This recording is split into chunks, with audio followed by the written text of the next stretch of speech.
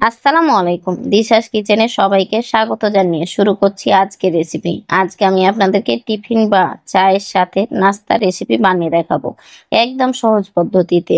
এই রেসিপিটি ছোটদের টিফিনে ঝটপট বানিয়ে দেওয়া যায়। রেসিপিটি ভালো লাগলে লাইক, কমেন্ট, শেয়ার করবেন।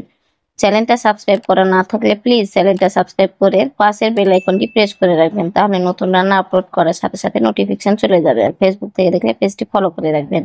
আমি এখানে 2টা ডিম নিয়েছি, দিয়ে দিলাম পেঁয়াজ কুচি 3টা, দিয়ে দিচ্ছি লবণ হাফ চামচের কম আর গোলমরিচ হাফ চামচের কম, যে যেমন ঝাল খাবেন। আমি এখন ডিম দুটাকে ফাটিয়ে দিলাম।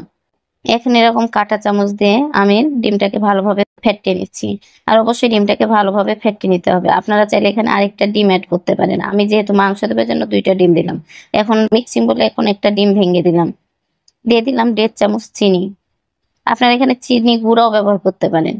দিয়ে দিচ্ছি হাফ চামচের কম লবণ। দিয়ে দিচ্ছি এখানে আমি তরল দুধ 1.5 কাপ। আর অবশ্যই দুধটাকে ফুটিয়ে ঠান্ডা করে নেবেন, তারপর এরকম একটা হ্যান্ড উইস্ক দিয়ে চিনিটাকে গলে নিতে হবে। আমি এখানে মেজারমেন্ট কাপ ব্যবহার করছি, আপনারা যে কাপে দুধ নেবেন সেই কাপে আটা নেবেন। এখানে দিয়ে দিচ্ছি 1 কাপ ময়দা। আমি এখানে যেহেতু 1.5 কাপ দুধ দিয়েছি, 1 কাপ ময়দাতে আমার পারফেক্ট একটা ব্যাটার তৈরি হয়ে যাবে। অনেকটা কেকের ব্যাটারের মতো কিন্তু ঘনত্ব রাখতে হবে। আমার ব্যাটারটা তৈরি করা হয়ে গেছে, আমি আপনাকে এখন চামচ দিয়ে উঠে দেখাচ্ছি। ঘনত্বটা এরকম থাকতে হবে। আমার ব্যাটারটা তৈরি হয়ে গেছে। আমি এখন চুলার উপরে একটা ফ্রাই প্যান দিয়ে দিলাম, দিয়ে দিচ্ছি সয়াবিন তেল। আপনারা সয়াবিন তেলের বদলে বাটারও দিতে পারেন, যে যেটা পছন্দ করেন। তেলটা যখন হালকা গরম হয়ে আসছে, খুব বেশি গরম করা যাবে না, নাহলে আপনার নিচটা পুড়ে যাবে। আমি এখন 2 চামচ ব্যাটারটা উঠে দিচ্ছি। আর এই নাস্তাটা বানাতে কিন্তু সময় লাগে, 10 মিনিটই আপনার নাস্তাটি তৈরি হয়ে যায়। আমি এভাবে চামচ দিয়ে ঘুরিয়ে দিলাম। আপনারা চাইলে হ্যান্ডেলটাও দিয়ে ঘুরিয়ে নিতে পারেন, যে যার মতো করে শেপ করে নিতে পারেন। আমার উপরটা যখন ড্রাই হয়ে এসছে তখন আমি উঠে নিচ্ছি। একটা প্লেটে উঠে রেখে দিলাম। ওই সেম ফ্রাই প্যানে আমি এখন দিয়ে দিচ্ছি ডিম। যেহেতু এখানে গোলমরিচের গুঁড়া দেওয়া আছে, সেহেতু খেতে কিন্তু আলাদা একটা টেস্ট আসছে। আর আপনারা যদি গোলমরিচ না দিয়ে কাঁচামরিচও চিকন করে কেটে দিতে পারেন। আমার যখন ডিমটা হালকা ভাজা হয়ে এসছে তখন আমি আবারও সেম পিঠাটা দিয়ে দিলাম উপর দিয়ে। নিচটা যখন ভালোভাবে লাল হয়ে আসবে তখন আমি এভাবে উল্টে দিব। দেখেন আমার ডিম নিচটা সুন্দর হয়ে ভাজা হয়ে গেছে। আমি এর উপরে এখন দিয়ে দিব গরুর মাংসের ঝুড়ি। আপনারা চাইলে এখানে কিন্তু গরুর মাংসের বদলে মুরগির মাংসেরও দিতে পারেন, আবার চাইলে শুধু ডিম দিয়েও করতে পারেন। দেওয়ার পরে আমি চিজ নিয়ে নিয়েছি। আমি চিজটাকে এখন গ্রেটার দিয়ে গ্রেট করে দিচ্ছি।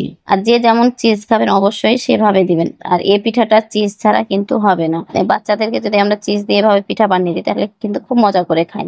আমি চিজ দেওয়ার পরে এখন পিঠাটাকে এভাবে ভাঁজ করে দিব, তাহলে ভিতর থেকে চিজটা খুব সুন্দর হয়ে গলে যাবে। আর এপিট ওপিট করে অবশ্যই ভেজে নেবেন। আর কি সুন্দর একটা কালার এসেছে, বুঝতেই পারছেন। আমার সুন্দর একটা কালার চলে এসছে। আমি এখন উঠিয়ে নিচ্ছি। সেম ফ্রাই প্যানে আমি আবারও তেল দিয়ে দিলাম। তেলটা আবারও নেড়ে চেড়ে দিচ্ছে যেন গরম হয়ে আসে।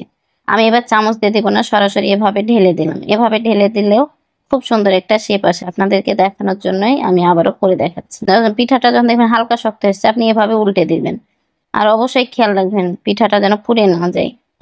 নিচটা হয়ে গেছে, আমি উঠে আবারও সেম একইভাবে ডিমটাকে দিয়ে দিলাম।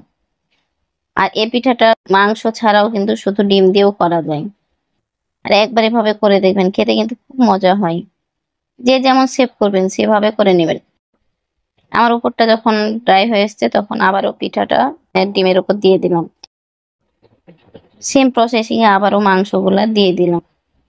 আর অবশ্যই জালটা লো হিটে রাখবেন, কারণ যদি আপনি মিডিয়াম রাখেন তাহলে পিঠার নিচটা সহজেই পুড়ে যাবে। গ্রেটার দিয়ে আমি চিজটাকে গ্রেট করে দিলাম। আমি কিন্তু এখানে মিডিয়াম চিজ দিচ্ছি, আপনারা চাইলে বেশি চিজ দিতে পারেন, যে যেমন পছন্দ করে। সেম প্রসেসিং এ উল্টে দিলাম। আবারও এপিট ওপিট করে ভেজে নিব। আর অবশ্যই একবার এভাবে বানিয়ে দেখবেন, চায়ের সাথে খেতে কিন্তু খুব মজা হয়। যদি হঠাৎ মেহমান চলে আসে তাহলে কিন্তু আপনি ঝটপট ডিম দিয়ে এই নাস্তাটা বানিয়ে দিতে পারেন। আর যদি মাংস রান্না থাকে আপনি তাও এটাকে এভাবে বানিয়ে নিতে পারেন। আমার এটা ভাজা হয়ে গেছে, আমি এখন প্লেটে উঠিয়ে নিচ্ছি। এটা হচ্ছে ফাইনাল লুক। আমি একটা কেটে দেখাচ্ছি, ভিতরটা কতটা সুন্দর হয়েছে দেখে বুঝতে পারছেন। আশা করছি রেসিপিটা ভালো লেগেছে। রেসিপিটা ভালো লাগলে অবশ্যই লাইক দিবেন। লাইক দিতে ভুলবেন না। যারা চ্যানেলটা সাবস্ক্রাইব করেছেন তাদেরকে তো অসংখ্য ধন্যবাদ। যারা চ্যানেলটা সাবস্ক্রাইব করেননি প্লিজ চ্যানেলটা সাবস্ক্রাইব করেন। আপনাদের একটা সাবস্ক্রাইব আমার জন্য অনেক মূল্যবান।